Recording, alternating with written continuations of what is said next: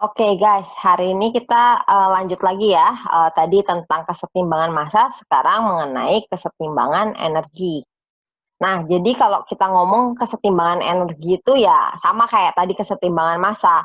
Apa yang masuk itu sama dengan apa yang keluar. Nah, kalau kalian ingat pelajaran termodinamika yang di fisika lalu, kita ingat bahwa hukum pertama dari termodinamika adalah energi kekal, tidak bisa diciptakan atau dihancurkan.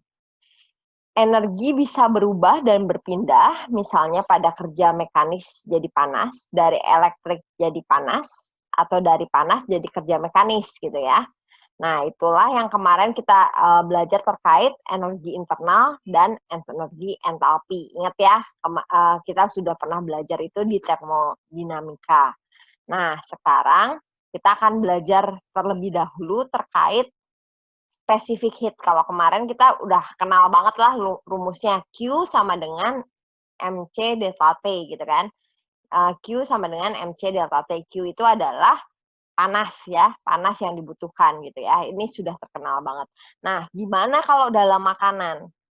Nah, ada seorang ilmuwan bernama Sibyl, dia bilang bahwa panas spesifik itu bervariasi dan dapat ditentukan dari seberapa kandungan di dalam bahan makanan tersebut gitu ya. Itu beliau menyatakan itu di tahun 1918. Nah, dari sana beliau menyatakan bahwa kalau misalnya panas spesifik dari air adalah 4.186,8 Joule kilogram per dikali dengan suhu gitu ya. Kelvin atau delta T-nya gitu ya. Kemudian kalau untuk non-fat solid, dia menyatakan 837,36 Joule per kilogram Kelvin itu. Kemudian untuk lemak itu adalah 674,72 Joule per kilogram Kelvin. Nah, tetapi setelah beberapa puluh tahun kemudian ditemukan bahwa Sibyl ini cocoknya untuk makanan-makanan yang hanya pada saat kadar airnya lebih besar dari 70%. Nah, kemudian ada namanya Choi Okkos di tahun 1987, dia membuat itu lebih spesifik dan lebih akurat. Makanya ada seperti ini. Nah, nanti sama kayak dulu densitas saya pernah ajarin di Excel, terkait pakai aja rumus Excel.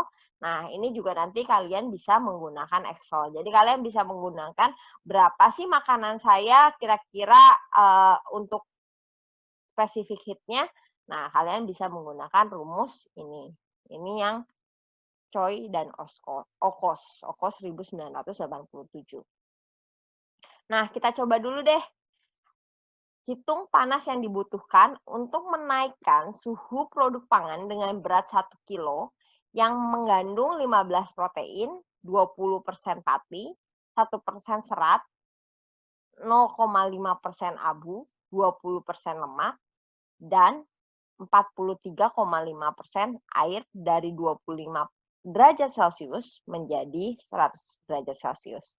Nah, kita coba ya hitung dengan rumus dari Choi and Okkos ini ya. Oke.